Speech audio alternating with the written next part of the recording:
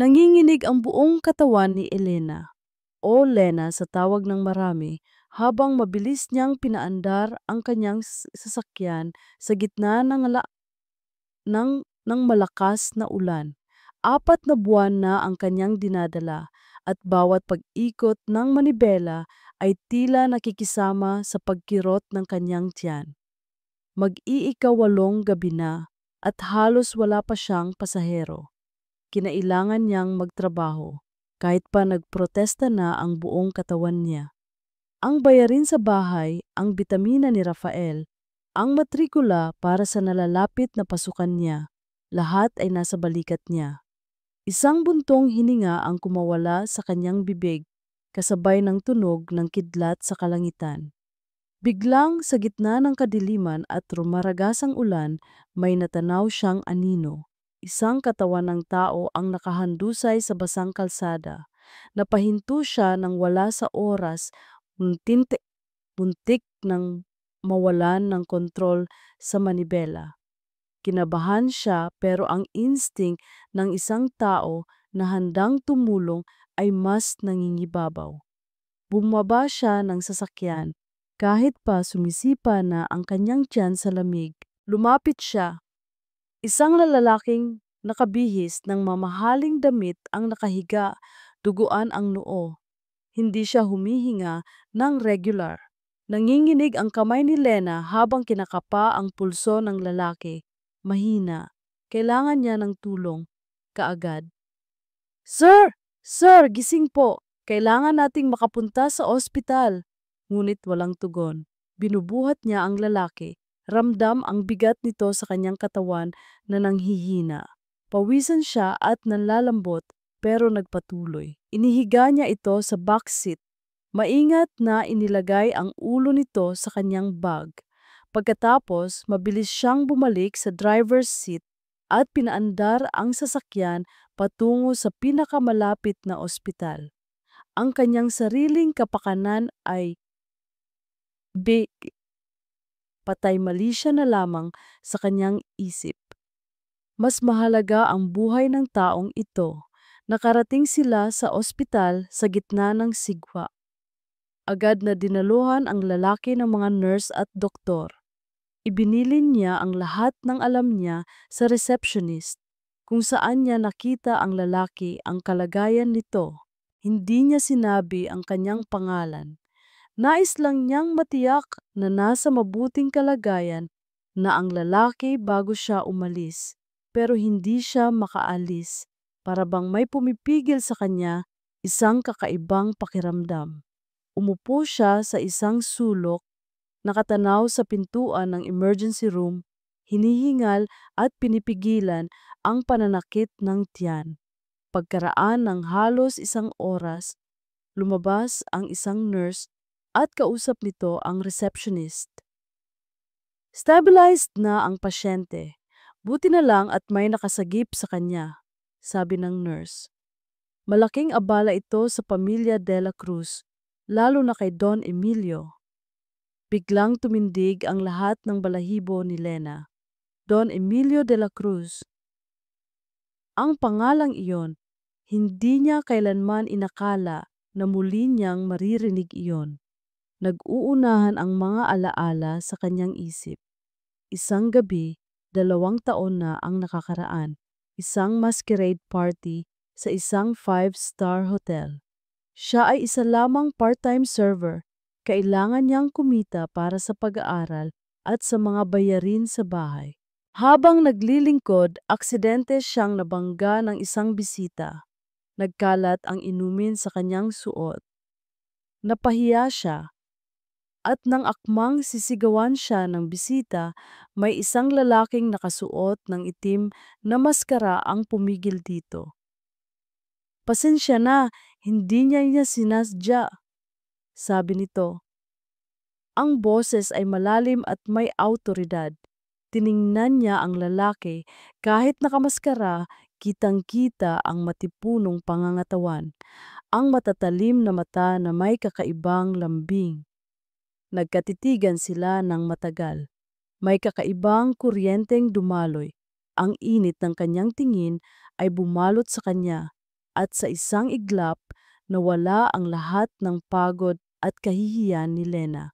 Isang sandali lamang iyon, ngunit sapat na para manatili sa kanyang alaala. Ngunit sino siya para lumapit sa isang lalaking tulad niya? Sino siya ang mahirap na estudyante para mangarap? Pagkatapos ng gabing iyon, hindi na niya nakita ang lalaki, ngunit ang alaala ng titig niya ay nanatili. Ngayon, narito siya, Don Emilio de la Cruz, ang CEO ng Chen Global Holdings. Ang pangalang palaging lumalabas sa business news. Ang lalaking may malaking impluensya, mayaman at nasa ibang mundo. Ang lalaking pinagmulan ng kanyang lihim. Ang ama ng kanyang anak. Nanginginig ang mga kamay ni Lena. Humugot siya ng malalim na hininga. Rafael, ang kanyang anak, ang anak nilang dalawa. Hindi niya kailanman binalak na malaman pa ni Milo ang tungkol kay Rafael. Natatakot siya sa posibleng reaksyon nito, sa kung paano nito huhusgahan siyang isang gold digger. Nagawa niyang itago ang lihim sa loob ng halos 2 taon. Tumayo siya. Kailangan niyang umalis. Hindi niya maaring ipagpatuloy ang pagiging naroon. Nakita niya mula sa malayo ang pamilya ni Milo na paparating. Isang matandang babae na may matinding aura at isang magandang babae na nakasuot ng eleganteng damit ang sumalubong sa mga nurse. Hindi siya dapat makita. Hindi pa ngayon. Kailanman. Dahan-dahan siyang naglakad palabas ng emergency room papunta sa tahimik na bahagi ng ospital. Nilingon niya ang pintuan ng ER. Nakikita niya si Milo nakahiga pa rin sa stretcher na papalibutan ng kanyang pamilya. Isang butil ng luha ang pumatak sa kanyang pisngi.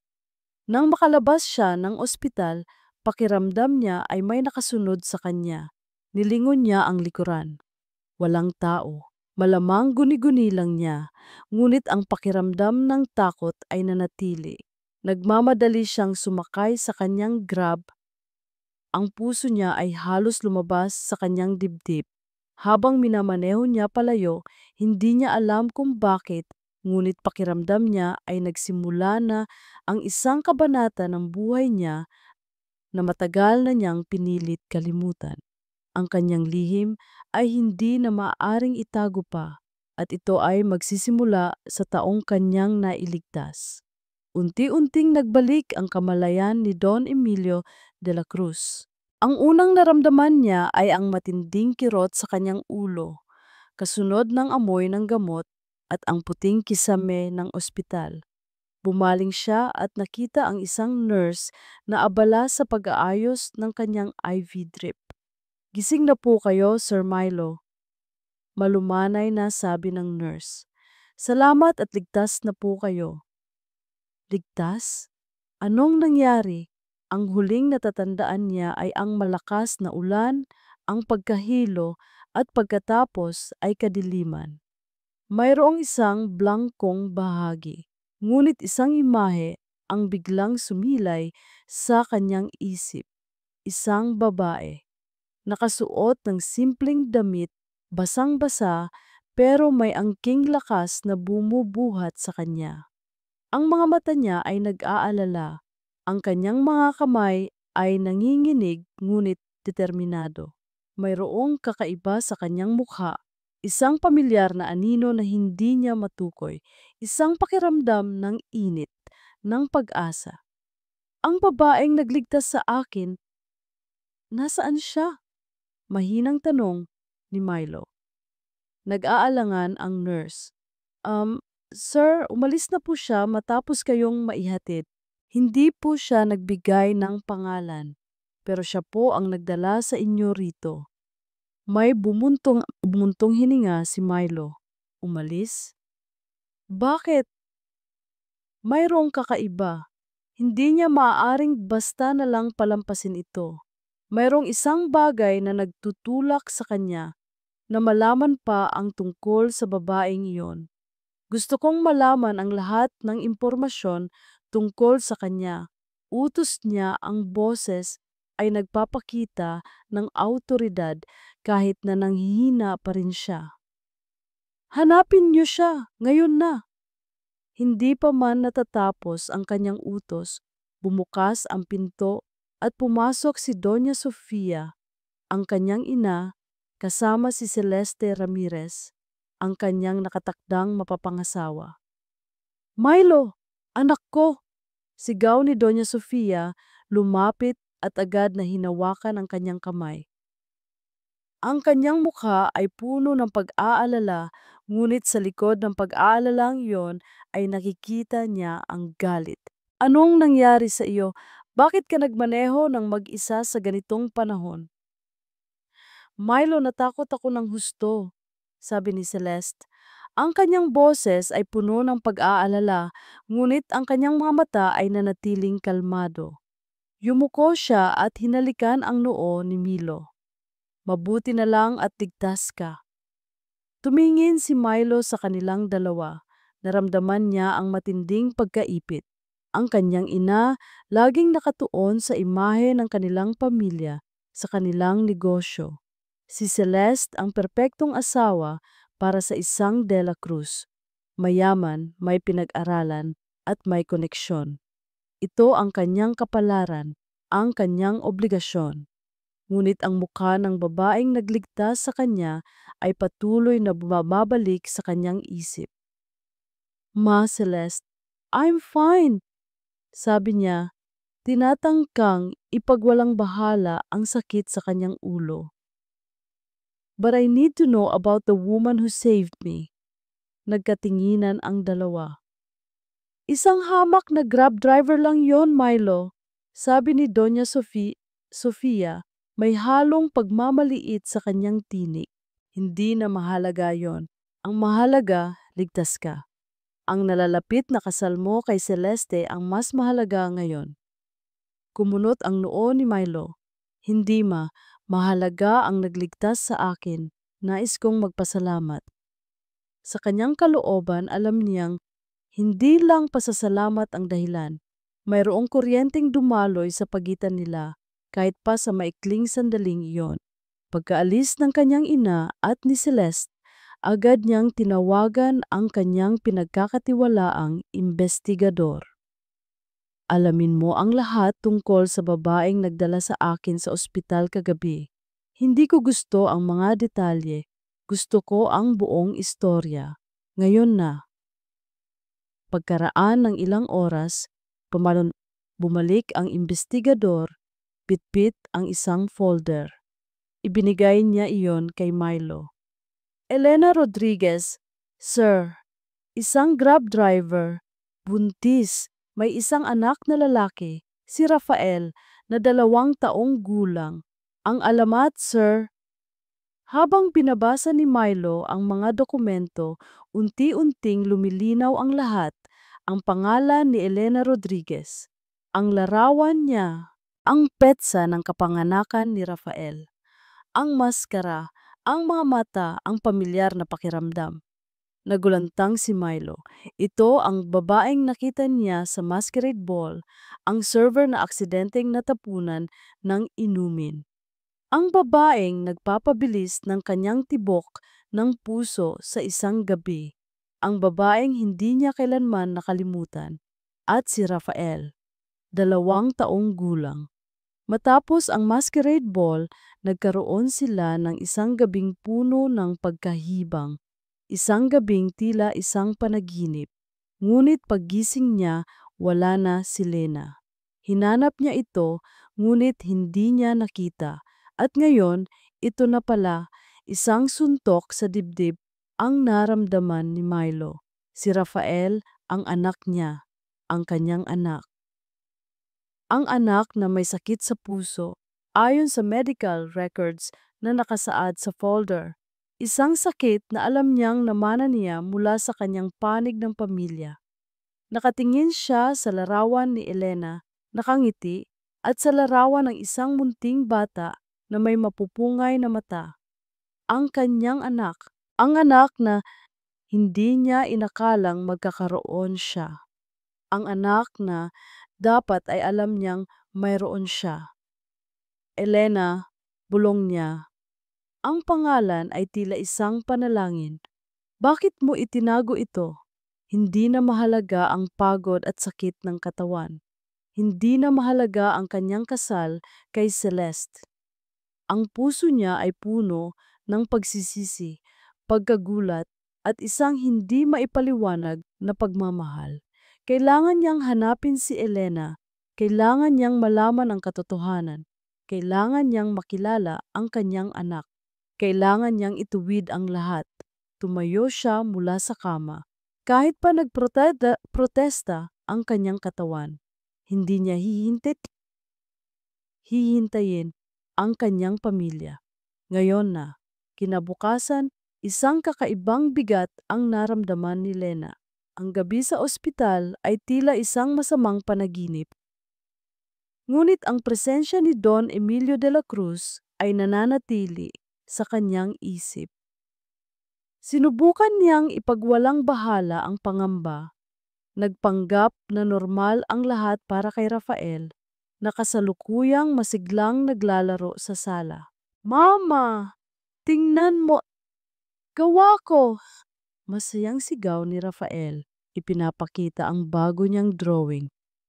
Napangiti si Lena, pilit inalis ang takot sa kanyang puso. Wow! Ang galing naman ng baby boy ko. Ngunit ang kapayapaan ay panandalian lamang. May malakas na katok sa pinto. Napahinto si Lena. Hindi ito ang regular na bisita at lalong hindi ito ang kanyang kapitbahay. May kakaiba sa tunog. Naglakad siya patungo sa pinto. Ang kanyang puso ay kumakabog ng malakas. Nang buksan niya ang pinto, tila tumigil ang kanyang mundo. Nakatayo si Don Emilio Milo de la Cruz. Sa kanyang harap, nakasuot siya ng casual na damit, ngunit ang kanyang presensya ay malakas pa rin, puno ng awtoridad. Ang kanyang mga mata ay matatalim at may halong lungkot at pagkalito. Hindi siya nag-iisa. May 2 security guard na nakatayo sa likod niya. Elena, mahinang tawag ni Milo. Ang boses ay nagpabalik sa kanyang alaala ng gabing iyon sa masquerade ball. Napaatras si Lena, agad na isinara ng bahagya ang pinto. Pilit pinipigilan ang takot na lumamon sa kanya. Anong ginagawa mo rito? Tanong niya, ang boses ay nanginginig. Kailangan nating mag-usap, sabi ni Milo. Ang kanyang tingin ay matalim. Alam kong alam mo kung bakit ako narito. Napatingin si Lena sa likuran niya kung saan naglalaro si Rafael. Hindi niya ito maaaring hayaan. Wala tayong dapat pag-usapan, pilit niyang sabi. Pakiusap, umalis ka na. Ngunit, huli na ang lahat. Tumingin si Milo sa loob ng bahay at nakita niya si Rafael. Ang mukha ni Milo ay nagbago. May halong gulat, sakit at pagkilala. Siya ba si Rafael? Tanong ni Milo. Ang kanyang boses ay naging malambot. Nanginginig ang buong katawan ni Lena. Hindi mo siya kilala? Umalis ka na. Elena, bakit mo itinago ang anak ko? Ang tanong na iyon ay tumagos sa kanyang puso. Ang galit ay unti-unting pumalit sa takot. Anak mo? Wala kang karapatang sabihin iyan. Ako ang nag-alaga sa kanya mag-isa. Ako ang bumuhay sa kanya, hindi mo siya kilala. Pinipilit kitang intindihin, Elena. I didn't know. Kung alam mo lang anong gagawin mo. Itatapon mo ako at ang anak ko. Ipakukulong mo ako dahil sa sinasabi mong pagnanakaw ko sa anak mo. Nanginginig ang boses ni Lena. Ayokong sirain ang buhay mo, Milo. Ayoko ng gulo. Hindi ko kayang bigyan ng gulo si Rafael. Hindi gulo ang gusto ko, Elena. Gusto ko lang ang katotohanan. Gusto kong maging ama kay Rafael. Bago pa man makasagot si Lena, May dalawang itim na sasakyan ang huminto sa harap ng kanilang bahay. Mula rito bumaba si Doña Sofia. Ang kanyang mukha ay matigas, kasama si Celeste na may ngiting nakakainis. Milo, anong ginagawa mo rito? Sigaw ni Doña Sofia. Ang kanyang tingin ay dumapo kay Lena na may halong pandidiri. At sino ang babaeng ito? Lumabas si Rafael, curious sa mga bisita at nagtago sa likod ng binti ni Lena. Ngunit nakita siya ni Doña Sofia. Nanlaki ang kanyang mga mata nang makita niya ang bata. Ang pagkakawangis ng bata kay Milo ay hindi maitatanggi. Ito ba ang Ito ba ang dahilan ng iyong pagtalikod sa iyong obligasyon, Milo? Sabi ni Doña Sofia, ang kanyang boses ay puno ng galit. Ang isang hamak na babae at ang kanyang anak na bunga ng kahihiyan? Ma, huwag mo silang bastusin. Depensa ni Milo, lumapit kay Lena. Si Elena ang nagligtas sa akin kagabi at si Rafael ang anak ko. Ang pahayag ni Milo ay tila bomba na sumabog. Gulat na gulat si Doña Sofia at Celeste. Anong sinasabi mo, Milo? Gulat na tanong ni Celeste, nawala ang kanyang matamis na ngiti. Nabaliw ka na ba? Paano mangyayari yan? Mayroon kang kasal na nakatakda sa akin. Hindi maaaring magkaroon ka ng anak sa isang babaeng tulad nito. Wala akong pakialam sa mga nakatakdang kasal nyo, Celeste. Sagot ni Milo. Ang kanyang mga mata ay bumaling kay Lena na may halong pagmamakaawa. Elena, pakiusap. Pag-usapan natin ito. Gusto kong panagutan kayong dalawa. Gusto kong bigyan ng magandang buhay si Rafael. Ngunit ang mga salita ni Milo ay parang suntok sa dibdib ni Lena. Hindi ito ang gusto niya.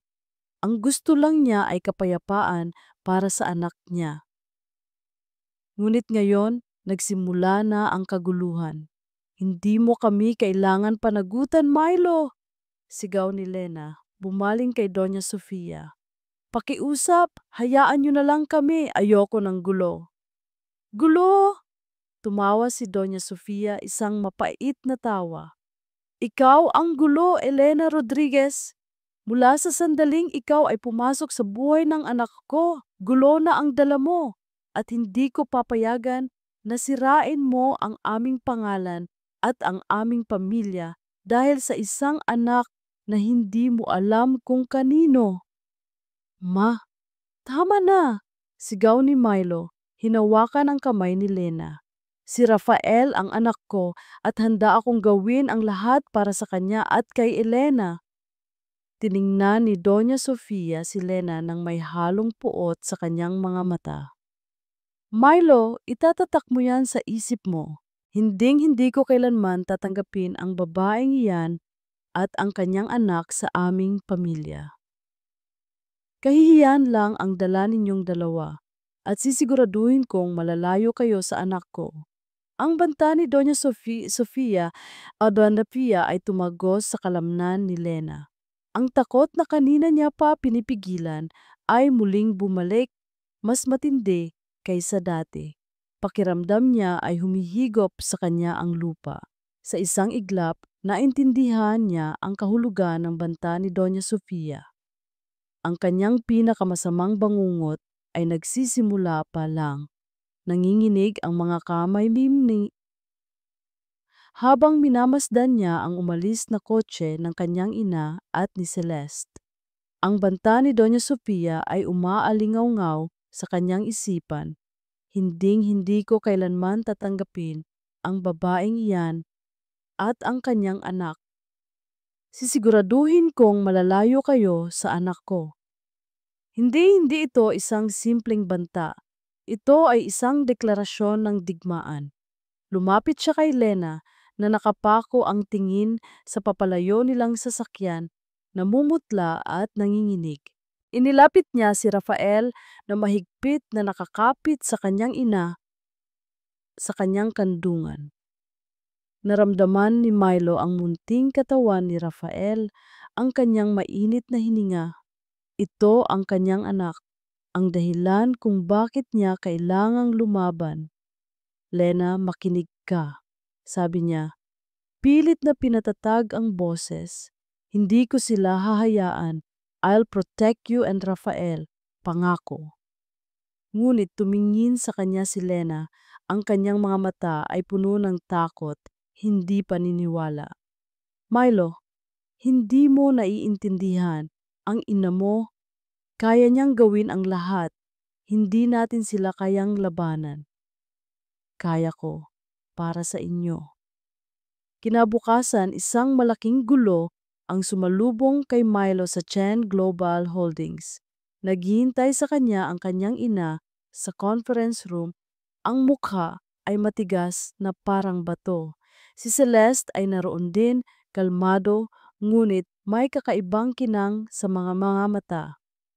Milo, kailangan nating pag-usapan ito. Malamig na bungad ni Doña Sofia.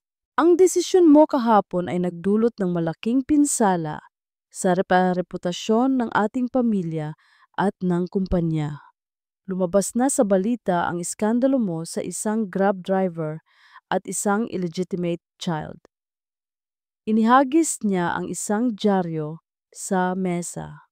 Ang headline ay malaki, CEO ng Chen Global nahuli sa eskandalo ng iligal na relasyon at anak sa labas.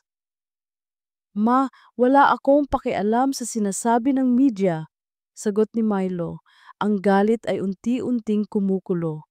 Si Rafael ang anak ko at si Elena ang babaeng minahal ko noon at ngayon ay handa kong mahalin muli. Hindi ito iskandalo, ito ay katotohanan. Katotohanan, tumawa si Celeste, mapait ang tunog. Ang katotohanan ay sinisira mo ang lahat ng pinaghihirapan mo at ng iyong pamilya para sa isang babaeng hindi mo kilala at isang anak na hindi natin alam kung kanino talaga. Celeste! Milo! Pinigilan ni Doña Sofia si Celeste.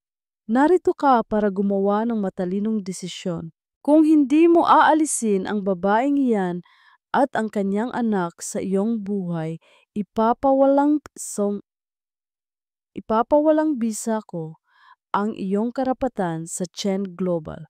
Lahat ng koneksyon mo, lahat ng yaman mo, lahat ay mawawala at hindi ka makakakuha ng tulong sa kahit sinong bangko para sa operasyon ng batang iyan. Nanlaki ang mga mata ni Milo.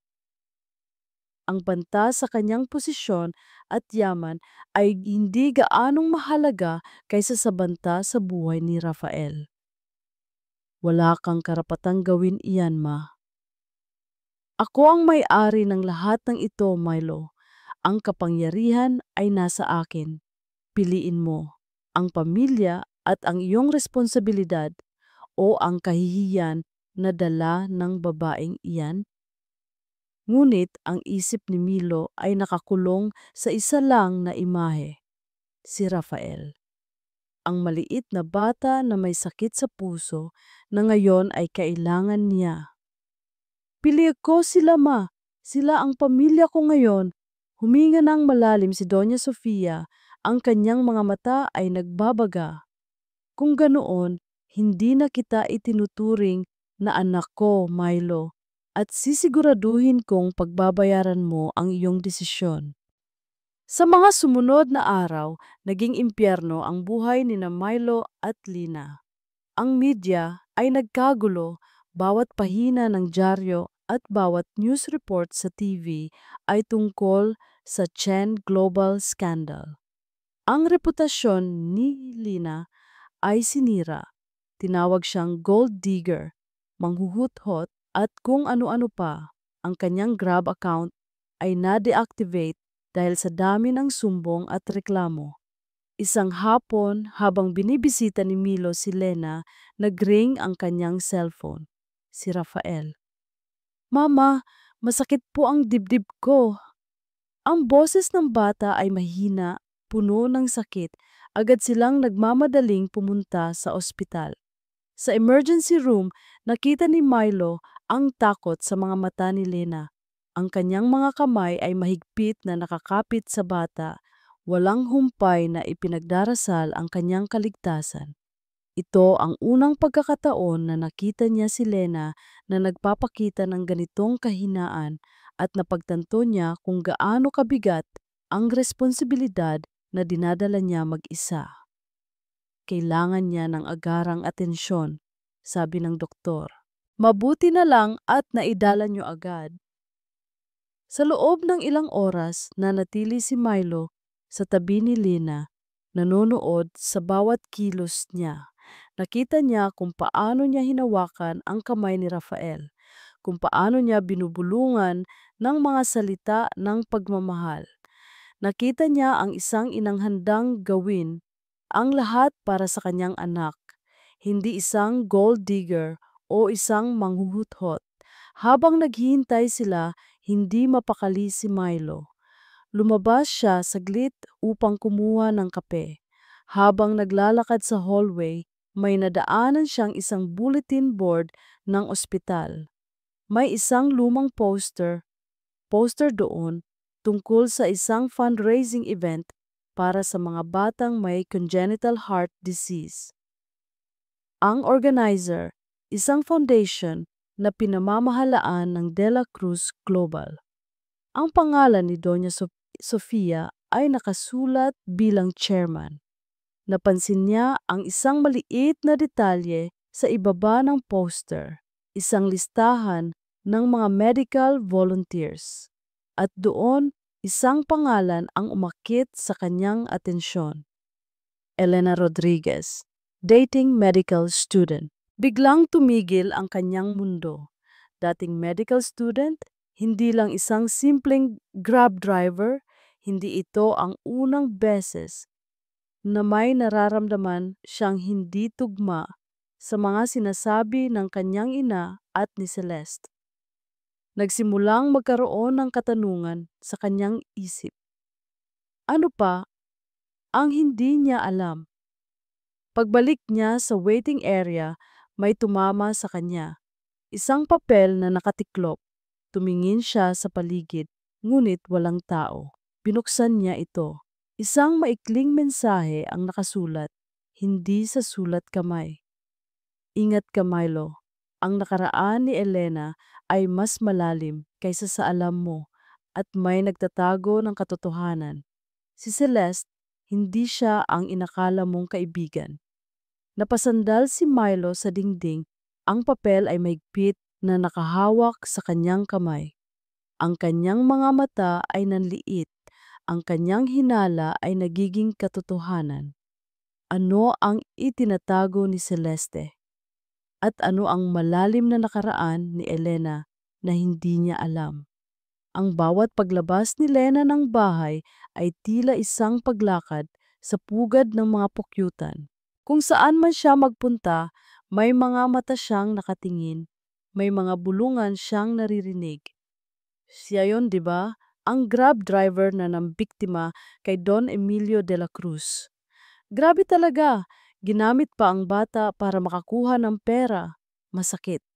Ang bawat salita ay tumatagos sa kanyang puso, humihiwa sa kanyang dignidad. Kahit anong pilit niya, hindi niya kayang kalimutan ang mga tingin ng paghahamak, ang mga ngiting puno ng pagtataka. Nais niyang ipagtanggol ang kanyang sarili, ipaliwanag ang lahat. Ngunit paano? Sino ang maniniwala sa isang tulad niya laban sa isang makapangyarihang pamilya de la Cruz? Ang tanging pinoprotektahan niya ay si Rafael, at ang pagiging tahimik niya ang sa tingin niya ay pinakamabuti. Isang hapon, habang nag-aalala si Lina sa tabi ng higaan ni Rafael sa ospital, isang pamilyar na boses ang bumati sa kanya. Lena, ikaw ba yan? Napalingon si Lina. Nakita niya si Dr. Camille Santos, isang dating kaklase niya sa medical school. Si Camille ay nakasuot ng medical uniform, mukhang matagumpay at masaya, kumpara sa kanya na halos hindi makabangon sa hirap. Camille, mahinang sabi ni Lena. Ang kahihiyan ay biglang bumalot sa kanya. Lena, nako, ang tagal na nating hindi nagkita. Anong nangyari sa iyo? Balita ko na sa Grab ka raw. Akala ko ba, well, matalino ka, top student ka noon, tapos bigla kang nawala. May halong pagtataka sa boses ni Camille. Napayuko si Lena. Mahaba ang kwento, Camille. Mahirap lang talaga. Pero anong nangyari sa pag-aaral mo? Ilang taon na lang sana magiging doktor ka na. Sayang talaga. Naalala ko pa noong, yung nangyari sa pamilya mo, yung kaso ng, pasensya na, Lena. Kaagad na pinigilan ni Camille ang kanyang sarili. Halatang nahihiya na banggitin ang nakaraan. Tumangulang si Lena. Ang kaso na sumira sa kanilang pamilya. Ang kaso na nagpawalang bisa sa lahat ng pinaghirapan nila.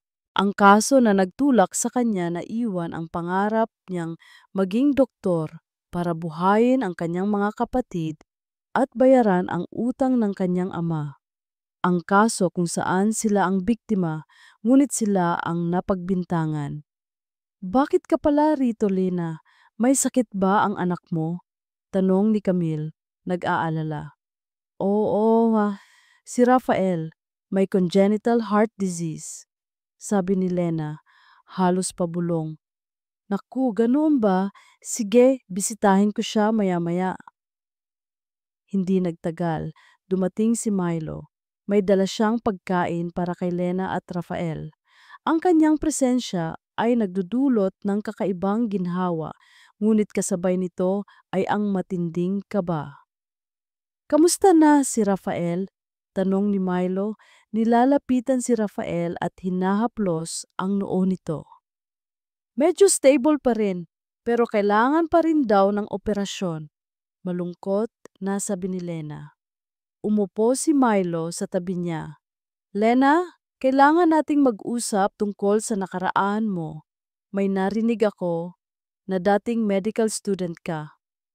Napakapit si Lena sa kanyang kumot.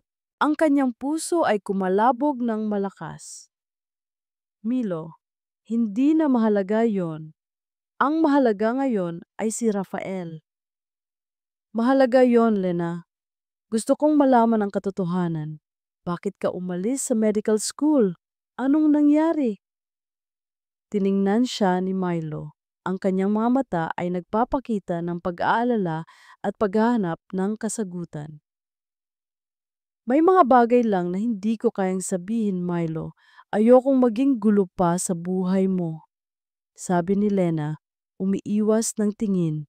Ayaw niyang masira ang pagtingin ni Milo sa kanya kung malaman nito ang buong katotohanan ng kanyang kahihiyan at pagkabigo. Kung gaano siya kababa. Hindi ka gulo, Lena. Gusto kong tulungan ka. Nawalan ng pasensya si Lena. Paano mo ako tutulungan? Saan ka kukuha ng pera para sa operasyon ni Rafael, Milo?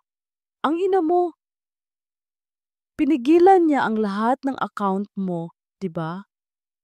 Wala ka ng pera at pati mga doktor dito nagdadalawang isip na mag-opera kay Rafael dahil ayaw nilang magkaroon ng gulo sa pamilya mo. Natahimik si Milo. Alam niyang may punto si Lena. Ang kanyang ina ay tunay na makapangyarihan. Ilang oras pa, bumalik ang doktor ni Rafael. Ang kanyang mukha ay seryoso. Miss Rodriguez, Mr. De La Cruz, kailangan na nating schedule ang operasyon ni Rafael sa lalong madaling panahon. Lumalala ang kanyang kondisyon, ngunit ang gastos ay napakalaki at sa kasalukuyang sitwasyon. Napaatras si Lena, pakiramdam niya ay nawawalan siya ng lakas. Ang mundo ay umiikot. Napakalaking halaga. Paano niya ito mababayaran? Sino ang tutulong sa kanya? Habang nakatulala si Lena, biglang bumukas ang pintuan ng silid. Pumasok si Celeste, nakasuot ng isang mamahaling damit, may ngiti sa kanyang labi na tila may lihim na nalalaman. "Oh, narito pala kayong lahat," sabi ni Celeste. Ang kanyang tingin ay dumapo kay Lena na may halong pangungutya. Sayang naman ang poor little Rafael, kailangan ng operasyon pero walang makatulong. "Celeste, anong ginagawa mo rito?" tanong ni Milo. Ang kanyang boses ay may babala. "Naku, nagkataon lang. Binibisita ko lang ang aking ina sa kabilang kwarto." Sagot ni Celeste. Ang kanyang mga mata ay nanatiling nakatingin kay Lena. Yumuko siya, tila bumubulong kay Lena, ngunit sapat ang lakas ng boses upang marinig ni Milo. Sayang naman, patuloy ni Celeste. Ang kanyang ngiti ay naging mas lalo pang nakakainis. Lalo na kung may malaman ang publiko o ang mga doktor tungkol sa madilim na nakaraan mo, Elena. Ang isang taong may reputasyong tulad mo. Baka lalong mawalan ng pagkakataon ang batang iyan na maoperahan. Hindi ba? Napuno ng takot ang mga mata ni Lena. Parang hinigop ang lahat ng hangin sa kanyang baga. Alam ni Celeste. Alam niya ang nakaraan niya at handa itong gamitin laban sa kanya. Ang kaligtasan ni Rafael ay nakasalalay sa isang lihim na maaaring ilabas ni Celeste anumang oras. Ang banta ni Celeste sa ospital ay patuloy na umaalingaw-ngaw sa isip ni Milo. Hindi ito isang simpleng pananakot. Ito ay isang babala na may malalim na koneksyon sa nakaraan ni Lena. Ramdam niya ang galit, hindi lang dahil sa pag-atake kay Lena, kundi dahil sa pagiging bulag niya sa katotohanan. "Hindi ko hahayaang saktan nila kayo, Lena." Bulong niya sa sarili habang nagmamaneho pabalik sa kanyang bahay na pakiramdam niya ay wala ng laman. Ang pagbabanta ni Doña Sofia na puputulin ang lahat ng access niya sa pondo ng kumpanya ay totoo. Ang kanyang mga bank account ay nagyelo. Kahit ang kanyang personal na ari-arian ay tila mahirap nang galawin.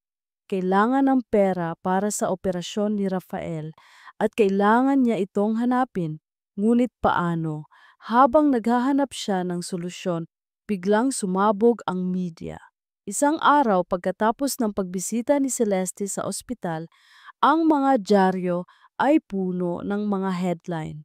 Elena Rodriguez, ang babaeng ginamit ang CEO ng De La Cruz Global at ang kanyang anak para sa kayamanan.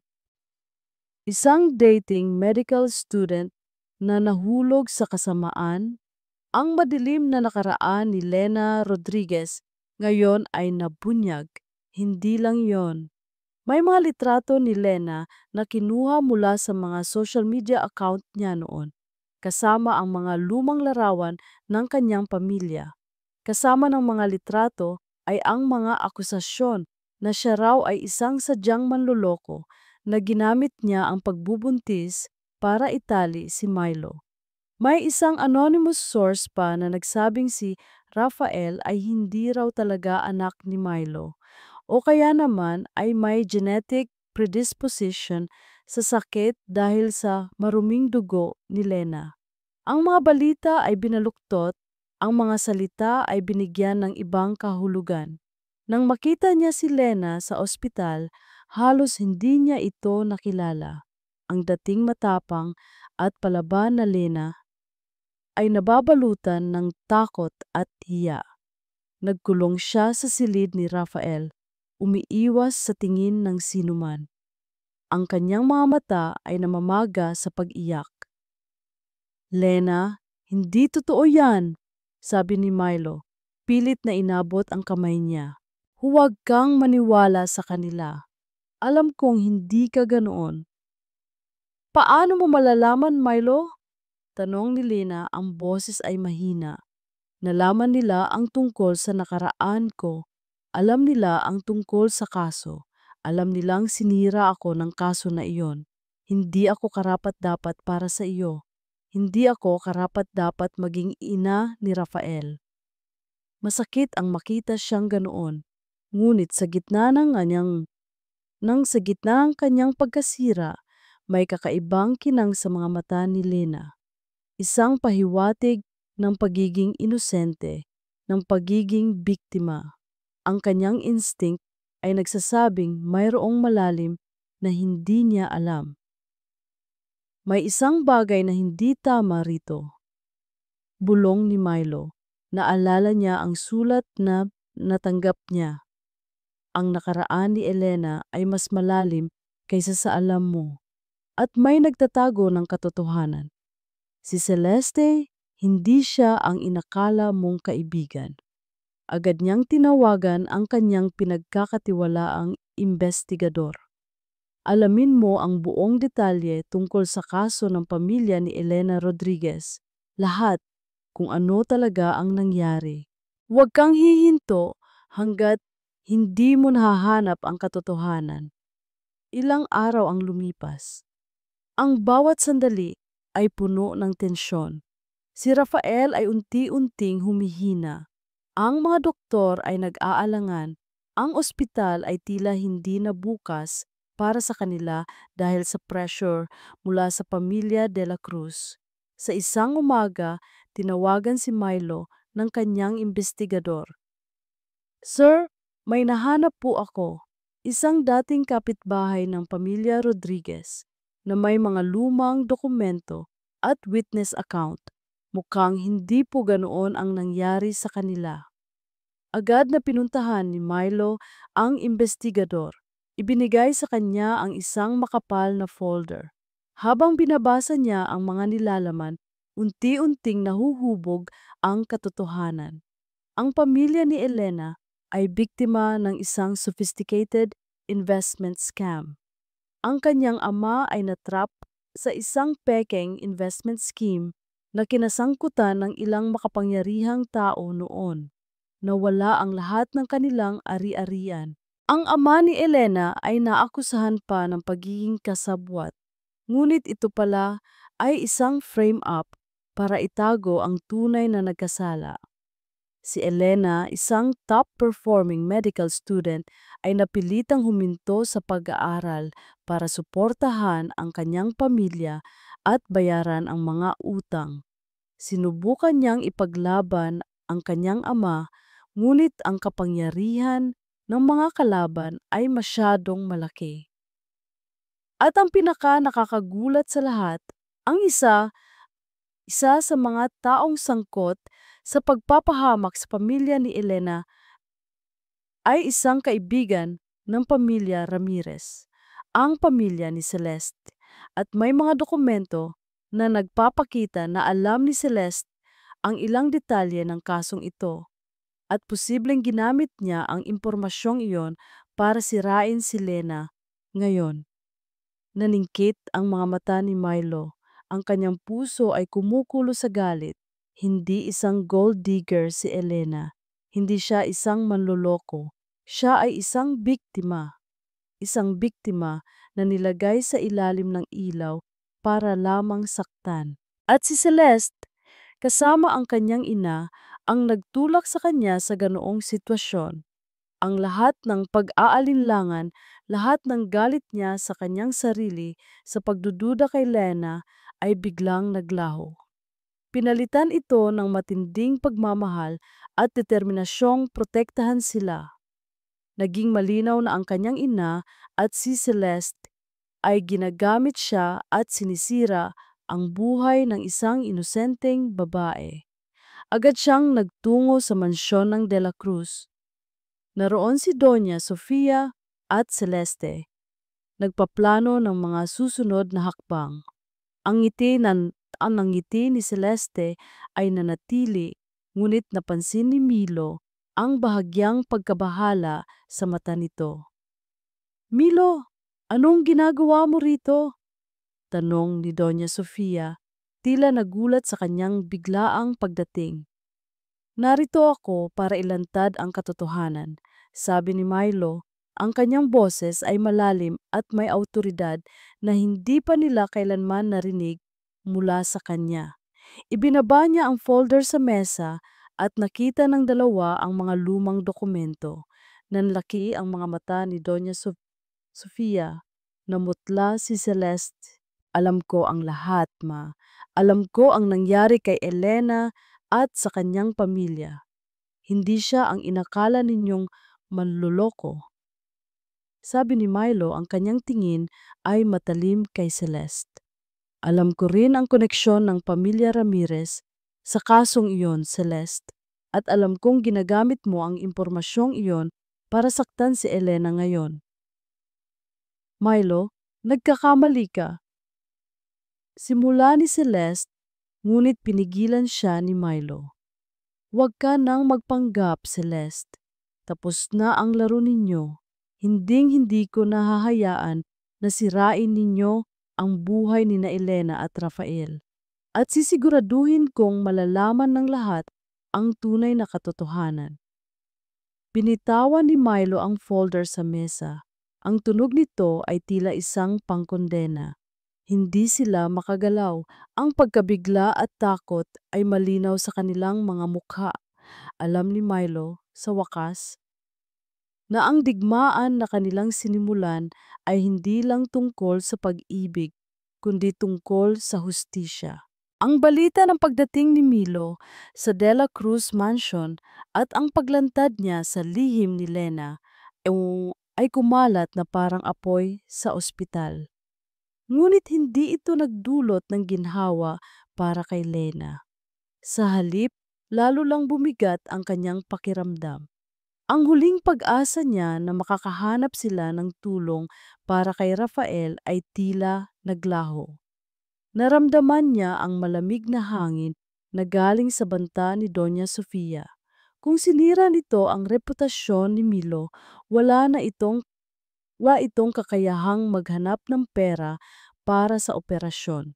Hindi lang iyon, alam ni Lina na ang paglantad sa nakaraan niya ay lalong magpapatindi sa pagtutol ng mga doktor.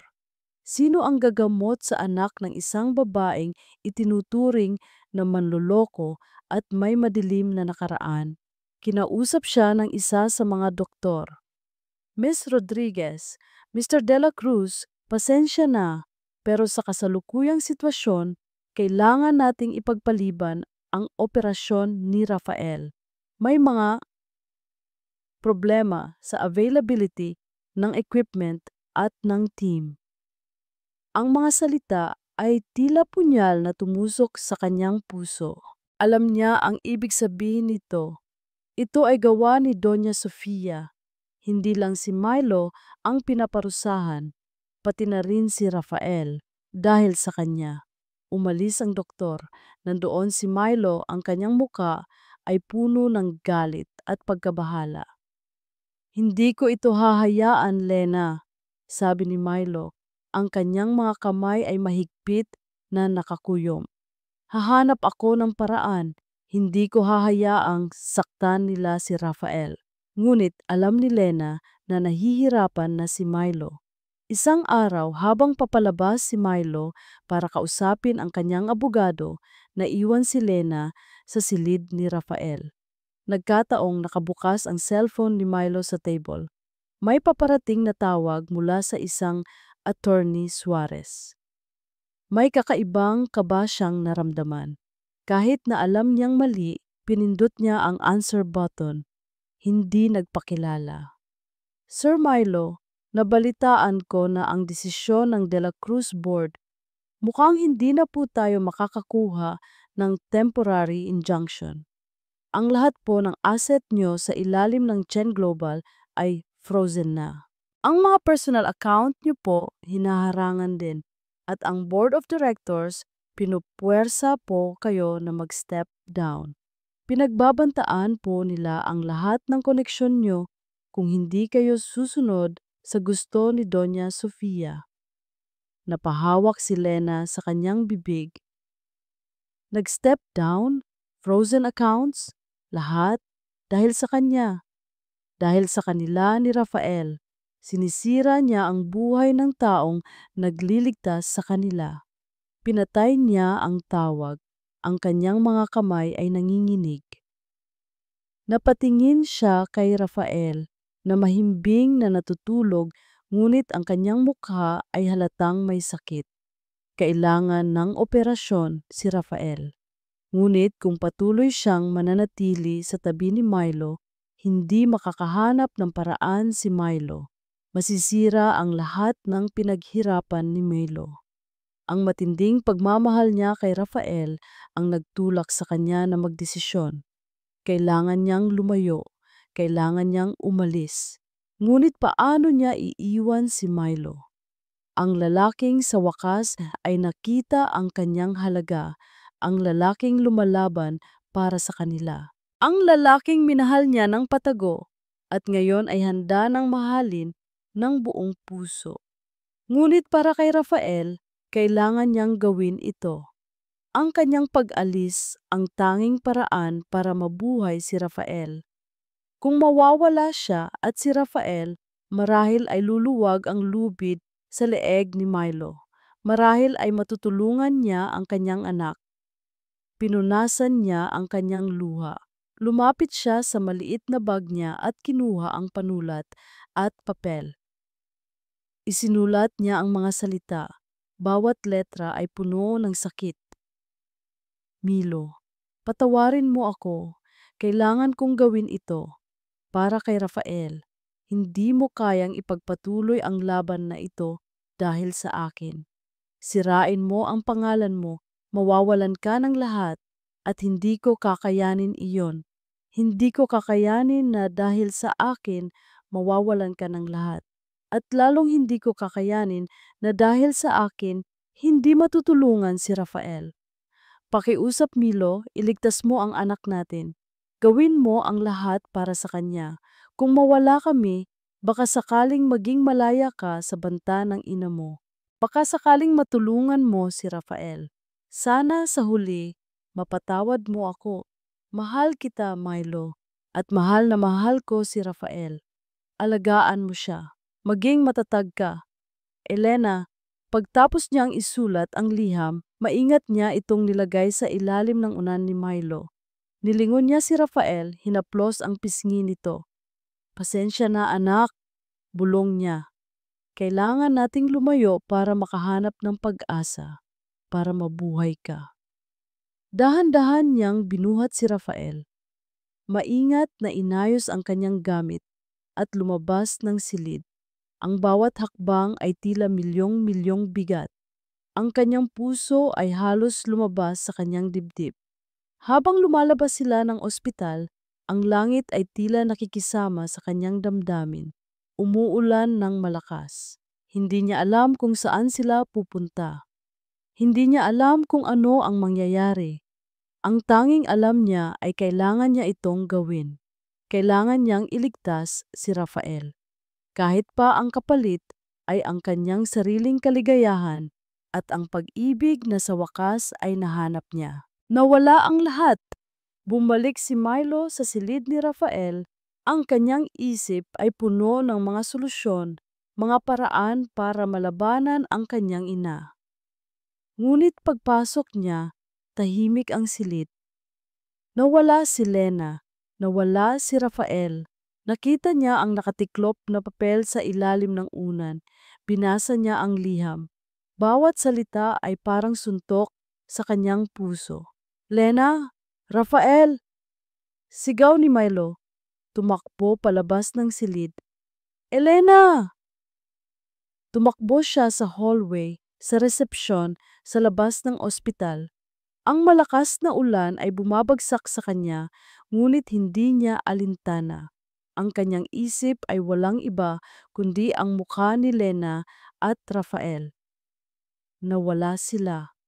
Nawala ang lahat. Napakalakas ng sigaw niya sa gitna ng ulan.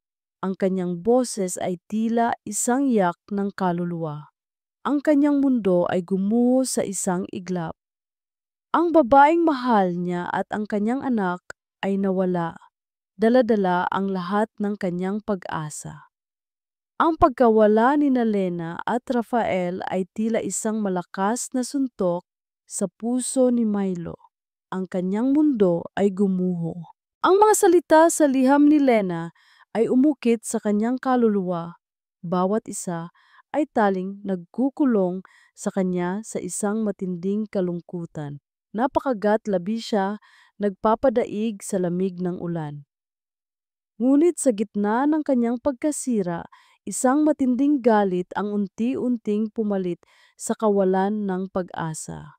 Galit kay Doña Sofia, galit kay Celeste, at galit sa kanyang sarili dahil sa pagpapabaya. Ngunit higit sa lahat, galit na hindi niya pinrotektahan ang pamilya niya. Hindi, hindi ko hahayaan na matapos ito sa ganito. Bulong niya, ang kanyang boses ay nanginginig ngunit may matinding determinasyon. Ang kanyang pagkawasak ay naging inspirasyon. Ang liham ni Lena, ang kanyang sakripisyo ay nagbigay sa kanya ng lakas. Kung iyon ang tingin ni Lena na tanging paraan para iligtas siya at si Rafael, kung gayon ay ipapakita niya rito na nagkakamali siya. Ang tanging paraan para mailigtas sila ay ang labanan ang kanyang pamilya, ipaglaban ang katotohanan. Agad siyang nagbalik sa De La Cruz Global Holdings, hindi sa kanyang opisina kundi sa conference room kung saan nagaganap ang lahat ng mahahalagang desisyon. Inutusan niya ang kanyang personal assistant na mag-organisa ng isang emergency press conference sa lalong madaling panahon. Sir Milo, sigurado po ba kayo? Nag-aalalang tanong ng kanyang assistant. Lalo lang po kayong masisira. Gawin mo ang inuutos ko, malamig na sabi ni Milo. Wala na akong pakialam sa masira. Ang mahalaga, ang katotohanan. Hindi pa man nag-uumpisa ang press conference, dumating na si Doña Sofia at Celeste. Ang mukha ni Doña Sofia ay puno ng galit, habang si Celeste naman ay may matinding pagkabigla. Milo, anong kalokohan ito? Sigaw ni Doña Sofia. Bakit may press conference? Hindi ka na nga nakikinig sa akin. Nawala na ang babaeng iyon. Bakit ka pa gumagawa ng gulo? Ma, ikaw ang gumawa ng gulo. Matigas na sagot ni Milo, ang kanyang mga mata ay nanliit. Sinira niyo ang reputasyon ni Elena. Sinira niyo ang pagkakataon ni Rafael na mabuhay. Hindi ko ito hahayaan. Milo, huwag kang magpadalos-dalos. Payo ni Celeste, pilit na pinapakalma si Milo. Mas makakasira lang ito sa iyo at sa pamilya de la Cruz. Nakasira na kayo, Celeste. Sabi ni Milo, ang kanyang tingin ay matalim. Nawasak na ninyo ang lahat. Ngayon, oras na para malaman ng lahat ang katotohanan. Pagkaraan ng ilang minuto, nagsimula ang press conference. Nagtipon ang mga reporter, kamera, at mikropono. Ang lahat ng mata ay nakatuon kay Milo. Sa likuran niya, nakatayo si Doña Sofia at Celeste. Ang kanilang mga mukha ay punong-puno ng tensyon at kaba. Kinuha ni Milo ang mikropono. Ramdam niya ang tibok ng kanyang puso. Ito ang kanyang huling laban. Magandang umaga sa inyong lahat. Panimula niya, ang kanyang boses ay malakas at malinaw. Ako po si Don Emilio de la Cruz. Narito ako upang magbigay linaw sa lahat ng mga lumabas na balita nitong mga nakaraang araw. Una sa lahat, nais kong ipahayag na formal na po naming kinakansela ang kasal ko kay Miss Celeste Ramirez. Nagulantang ang lahat. Nagkagulo ang mga reporter. Namutla si Celeste. Si Doña Sofia ay halos hindi makahinga sa galit. Pangalawa, gusto kong ipaalam sa publiko na ang babaeng itinuring ninyong manloloko, si Miss Elena Rodriguez, ay walang iba kundi ang babaeng minahal ko noon at ngayon ay handa kong mahalin muli. Mas lalong nagkagulo ang mga reporter. Nagsimulang sumigaw si Doña Sofia, ngunit hinawakan siya ng kanyang mga tauhan. At higit sa lahat, patuloy ni Milo, ang kanyang tingin ay tumuon sa bawat kamera. Ang anak ni Elena, si Rafael Rodriguez, ay ang aking anak. Ang aking dugo. Mayroon siyang congenital heart disease at nangangailangan ng agarang operasyon. Ang mga akusasyon laban kay Ms. Rodriguez ay pawang kasinungalingan. Siya ay isang inosenteng biktima ng isang malaking maying financial scam noon at siya ay pinipilit lang na sirain para sa kapakanan ng isang grupo ng mga tao na ayaw sa katotohanan. Ibinagsak ni Milo ang mga dokumento na nagpapatunay sa pagiging inosente ni Lena at ang koneksyon ng pamilya Ramirez sa kaso na ibinigay sa kanya ng investigador. Narito ang mga ebidensya. Ang pamilya Ramirez, kasama ang ilang makapangyarihang tao, ang nasa likod ng pagpapahamak sa pamilya ni Elena. At kasama na rito si Miss Celeste Ramirez, na buong tapang na ginamit ang kanyang koneksyon para sirain si Elena. Nagsimulang mag-react ang mga reporter, nagtatanong ng kung ano-ano. Si Celeste ay tumakbo papalabas ng press conference, umiiyak. Si Doña Sofia naman ay nakatulala, hindi makapaniwala. Ang dahilan kung bakit ako umabot sa puntong ito ay dahil sa pagmamahal ko sa kanila, sabi ni Milo. Ang kanyang boses ay nanginginig sa emosyon. At ang dahilan kung bakit wala sila ngayon sa tabi ko ay dahil sa takot. Takot na lalong masira ang buhay ko. Ang aking pamilya ang nagtulak sa kanya na gawin ang desisyon na umalis. Kaya ngayon, ako, Don Emilio de la Cruz, ay lumalapit sa inyo, sa publiko, upang tulungan akong hanapin sila, upang tulungan kaming magsimulang muli. Ang lahat ng koneksyon at yaman ko ay ilalaan ko para kay Rafael at Lena. Walang anumang bagay ang mas mahalaga kaysa sa pamilya. Kumalat ang balita na parang kidlat sa buong bansa. Ang press conference ni Milo ay naging viral. Ang publiko ay nag-ulantang. Mula sa pagiging villain si Lena ay unti-unting naging biktima sa mata ng publiko. Ang mga tawag para sa pagsuporta sa De La Cruz Global ay bumagsak, habang ang mga tawag para sa pagsuporta kay Milo at sa paghahanap kina Lena at Rafael ay bumaha. Ang mga network ay nagbigay ng live updates. Samantala, sa isang liblib na bahagi ng probinsya, sa isang maliit na bahay na walang TV at radyo, tanging ang tunog ng hangin ang maririnig. Si Lena, na kasalukuyang nagpapahinga, ay aksidenteng napadaan sa isang tindahan na may lumang TV.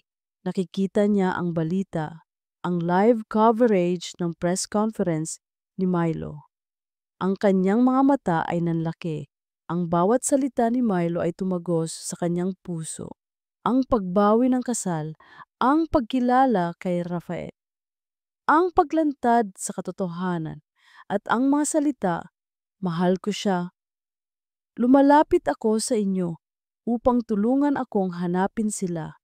Hindi niya napigilan ang pagtulo ng luha, isang halo ng sakit, awa, at pagmamahal. Si Milo, ginawa niya, ipinaglaban niya sila. Ang kanyang sakripisyo ay hindi nasayang. At ngayon, oras na para bumalik siya. Ang tunog ng boses ni Milo na umaaling-aungaw mula sa lumang telebisyon sa tindahan ay tila isang hiyaw ng pag-asa sa gitna ng kanyang kawalan. Hindi niya inakalanap na gagawin ito ni Milo. Ang kanyang sakripisyo, ang kanyang pag-alis ay hindi nagtagumpay sa pagprotekta kay Milo. Sa halip, lalo lamang itong nagtulak kay Milo na lumaban. Naramdaman niya ang init ng pagmamahal na dumadaloy sa kanyang buong katawan. Hindi siya nag-iisa. Mayroon siyang Milo. Mayroon siyang Rafael. At ngayon, mayroon siyang katotohanan na handang ipaglaban. Mama, uwi na tayo. Mahinang tanong ni Rafael na mahigpit na nakahawak sa kanyang kamay. Tumingin si Lena kay Rafael at nakita niya ang isang bagong determinasyon sa kanyang mga mata. Oo, anak, uuwi na tayo. Hahanapin natin si Papa. Agad siyang naghahanap ng paraan para makabalik. Sa tulong ng isang mabait na tindera, nakahiram siya ng cellphone at tinawagan ang tanging numero na naaalala niya na may kaugnayan kay Milo, ang kanyang personal assistant. Miss Rodriguez, nasaan po kayo? Halos sumigaw ang assistant sa kabilang linya, puno ng pagkabigla at tuwa. Hinahanap po kayo ni Sir Milo, ang buong bansa. Pakiusap, sabihin mo kay Milo, babalik kami. At sabihin mo na kailangan naming kausapin ang pamilya niya, matigas na sabi ni Lena. Pagkaraan ng ilang oras, sakay sila sa isang pribadong sasakyan na ipinadala ni Milo. Habang papalapit sila sa Manila, unti-unting lumilinaw ang lahat. Ang bawat gusali, ang bawat kalsada ay tila nagpapabalik sa kanya sa nakaraan. Ngunit hindi na siya ang dating Lena. Siya ay isang inang lumalaban. Nang makarating sila sa mansyon ng De La Cruz, napuno ng kaba ang kanyang dibdib. Nandoon si Milo, nakatayo sa labas, naghihintay. Nang makita siya ni Milo, agad itong tumakbo papalapit. Lena! Rafael! Niyakap siya ni Milo nang mahigpit, halos hindi makahinga. Ang init ng kanyang yakap ay nagpakalma sa lahat ng takot ni Lena. Milo, sabi ko na babalik ka. Bulong ni Milo, ang kanyang boses ay nanginginig. Hinalikan niya si Rafael sa noo. Ang kanyang mga mata ay puno ng pagmamahal at kaligayahan. Ngunit hindi pa tapos ang lahat. Alam ni Lena na kailangan nilang harapin ang kanyang ina. Pumasok sila sa loob. Naroon si Doña Sofia, nakaupo sa isang silya. Ang kanyang mukha ay matigas, ngunit may bakas ng pagkabahala at gulat. Nandoon din ang ilang miyembro ng board ng De La Cruz Global at ilang matatandang kamag-anak. Si Celeste ay wala roon. Lena, sabi ni Doña Sofia, ang kanyang boses ay malamig pa rin. Lumapit si Lena, ang kanyang kamay ay mahigpit na nakakapit sa kamay ni Milo. Tumingin siya kay Doña Sofia, ang kanyang mga mata ay puno ng determinasyon. Doña Sofia, panimula ni Lena, ang kanyang boses ay malakas at malinaw, hindi nanginginig. Nandito po ako, hindi para makipagtalo. Nandito po ako para ipagtanggol ang aking anak at ang katotohanan. Ikinuwento ni Lena ang kanyang kwento, ang kanyang pamilya, ang pagiging isang medical student, ang pagbagsak ng kanilang pamilya dahil sa isang scam, ang pagpapawalang sala sa kanyang ama, ang kanyang paghinto sa pag-aaral. Ang lahat ng hirap na dinanas niya para kay Rafael. Ang lahat ng ito, sinabi niya ng may lakas ng loob, hindi na nahihiya. Ginawa ko po ang lahat ng iyon, hindi dahil sa gusto kong sirain ang pangalan niyo. Ginawa ko po iyon dahil mahal ko ang pamilya ko. At ngayon, ipinaglalaban ko ang anak ko. Si Rafael, ang inyong apo, may sakit po siya sa puso at kailangan niya ng operasyon. Nakinig ang lahat, tahimik. Nakikita sa mga mukha ng ibang miyembro ng board ang pag-aalala. Ang kanilang imahe ay nasira na ng balita. Hindi na sila makapagkaila.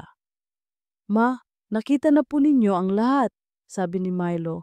Ang kanyang tinig ay nagmamakaawa. Si Lena, hindi siya ang inakala ninyo. Pakiusap, tulungan niyo kami. Tulungan niyo si Rafael. Tumingin si Doña Sofia kay Rafael na nakayakap sa binti ni Lena. Ang bata ay may bakas ng pagod sa kanyang muka. Unti-unting lumambot ang muka ni Doña Sofia. Ang kanyang puso ay tila may kumirot. Sa lahat ng kanyang pagtatago, ang kanyang apo ay may sakit. Ang kanyang apo na may dugong de la Cruz. Sige, mahinang sabi ni Doña Sofia. Bibigyan ko ng lahat ng tulong ang batang iyan. Ngunit, bumaling siya kay Lena. Wala kang balak na saktan ang pamilya ko. Wala po akong balak kundi mahalin at protektahan ang pamilya ko kasama si Rafael at si Milo. Matapang na sagot ni Lena. Sa wakas, pagkatapos ng mahabang pagtatalo, pumayag si Doña Sofia. Ang kanyang pride ay natalo ng katotohanan at ng pag-aalala sa kanyang apo. Ang mga board member ay nag-aprobado rin ng pondo para sa operasyon ni Rafael. Agad nilang dinala si Rafael sa pinakamahusay na ospital. Ang mga doktor ay handa na, naghihintay sina Lena at Milo sa labas ng operating room, magkahawak ang kamay, ang kanilang mga puso ay kumakabog ng sabay-sabay. Oras ang lumipas. Ang bawat segundo ay tila isang kawalang hanggan. Nandoon si Doña Sofia, malayo sa kanila, ngunit nakikita ni Lena ang pag-aalala sa mukha nito. Nandoon din ang iba pang miyembro ng pamilya. Lahat sila ay naghihintay. Lumabas ang doktor, ang kanyang muka ay seryoso. Napatingin si Lena at Milo sa kanya. Ang kanilang mga puso ay huminto sa pagtibok. Doktor, kamusta po ang anak ko? Mahinang tanong ni Lena. Ang bawat segundo ay tila 1,000,000 taon habang nakatitig kami ni Lena sa doktor. Ang kanyang seryosong mukha ay nagpapabilis ng tibok ng puso ko. Ramdam ko ang paghigpit ng hawak ni Lena sa aking kamay. Ito na ang sandali ng katotohanan. Ang lahat ng aming pinagdaanan, ang lahat ng laban, ay nakasalalay sa sasabihin ng doktor. Nag-umpisa ang doktor. Mr. De La Cruz, Miss Rodriguez, matagumpay po ang operasyon. Parang isang malaking bato ang nabuhat mula sa aking dibdib. Nagsimulang lumuwa si Lena sa tuwa. Niyakap ko siya ng mahigpit, halos maiyak din. Si Rafael, ligtas siya. Wala na po kaming nakitang anumang komplikasyon. Naging maayos ang lahat, dagdag ng doktor, nakangiti. Pero kailangan pa rin siyang bantayan sa recovery room. Miss, agad kaming nagmadaling makita si Rafael. Nakita ko siyang nakahiga, may tubo pa rin, ngunit ang kanyang mukha ay payapa na. Ang kanyang paghinga ay regular. Huminga ako ng malalim, pinasalamatan ng Diyos sa ibinigay na pag-asa. Lumapit si Doña Sofia sa amin. Ang kanyang mukha ay lumambot. Milo, Lena, patawarin niyo ako. Gulat kaming napatingin sa kanya. Ito ang unang beses na humingi siya ng tawad. Hindi ko inakala na aabot sa ganito. Ang akala ko, ginagawa ko ang tama para sa pamilya natin. Patuloy ni Doña Sofia, ang kanyang mga mata ay lumuluha. Ngunit nang makita ko si Rafael na naghihingalo at nang makita ko kung gaano kayo nagmamahalan, nakita ko ang aking mga pagkakamali. Sana mapatawad niyo ako. Lumapit si Lena kay Doña Sofia at hinawakan ang kamay nito. Naiintindihan ko po kayo, Doña Sofia. Mahal niyo lang po ang pamilya niyo. Ang mahalaga po ngayon, magkasama tayo. Niyakap ni Doña Sofia si Lena. isang yakap na puno ng pagsisisi at pagtanggap. Sa wakas, ang pader sa pagitan nila ay gumuho. Sa sumunod na mga linggo, dahan-dahang gumaling si Rafael. Ang kanyang tawa ay muling narinig sa buong bahay. Ang kanyang mga mata ay mas lalong naging maliwanag. Ang pamilya de la Cruz ay tuluyan ng tinanggap si Lena at Rafael. Doña Sofia na dating matigas ay naging mas malambot, madalas na binibisita si Rafael. Samantala, si Celeste Ramirez ay naharap sa matinding kaso. Ang mga ebidensya na inilabas ni Milo sa press conference ay nagdulot ng malaking investigasyon. Ang kanyang pamilya ay nawalan ng kredibilidad at ang kanyang pangalan ay tuluyan ng nasira. Natuto siya ng leksyon sa kanyang mga maling desisyon. Isang araw, dinala ko si Lena sa isang lugar na puno ng mga alaala para sa amin. Isang tahimik na beach kung saan madalas siyang naglalakad noon. Ang araw ay unti-unting lumulubog. Ang kulay ng langit ay parang pintura. May halong orange at pink. Lumuhod ako sa harap niya. Kinuha ang isang maliit na kahon mula sa aking bulsa. Lena, panimula ko ang aking boses ay nanginginig sa excitement. Matagal na tayong naghahanap, matagal na tayong lumaban. Ngayon, sa wakas, nandito na tayo. Gusto kong makasama ka habang buhay. Gusto kong bumuo ng isang pamilya na puno ng pagmamahal at pagtanggap kung saan hindi na natin itatago ang ating mga lihim. Binuksan ko ang kahon na naglalaman ng isang simpleng singsing ngunit puno ng pagmamahal. Elena Rodriguez, will you marry me? Will you be my wife and Rafael's mother forever? Napaluha si Lena, hindi siya makapagsalita. Yumakap siya sa akin ng mahigpit. Oo, Milo. Oo, mahal na mahal kita.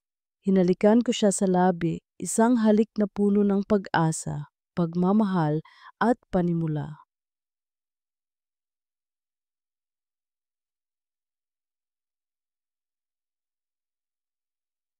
Isang taon ang lumipas. Masayang naglalaro si Rafael sa hardin, malakas na tumatakbo, walang bakas ng kanyang sakit. Ang kanyang tawa ay musika sa aming tainga. Ngayon, kami na ang mag-asawa, si Elena Rodriguez de la Cruz. Hindi na lang basta isang Grab driver, kundi asawa ng isang CEO at isang ina na ipinaglaban ang kanyang anak. Hindi na siya nahiya sa kanyang nakaraan. Sa halip, ang kanyang nakaraan ang nagpatibay sa kanya. Milo, tingnan mo si Rafael. Sabi ko, nakayakap kay Milo habang pinagmamasdan namin ang aming anak. Ligtas siya, masaya siya. Salamat sa iyo, Lena, sabi ni Milo, hinalikan ang aking buhok. Salamat sa paglaban, salamat sa hindi pagsuko. Salamat din sa iyo, Milo, sa pagkilala sa amin, sa pagmamahal, sa paglaban para sa amin. Tugon ko, ang aking puso ay puno ng pasasalamat. Ang paglubog ng araw ay bumabalot sa amin, ang ginintuang liwanag nito ay nagbibigay ng init sa aming pamilya. Hindi kami perpekto, dumaan kami sa napakaraming pagsubok. Ngunit sa huli, nahanap namin ang tunay na kapangyarihan ng pag-ibig, ang pagtanggap, ang pagpapatawad, ang paglaban para sa pamilya. At sa bawat paglubog ng araw, alam namin na ang aming kwento ay isa lamang simula ng isang walang hanggang pagmamahalan, isang pamilyang binuo sa katotohanan, pagmamahal at pag-asa.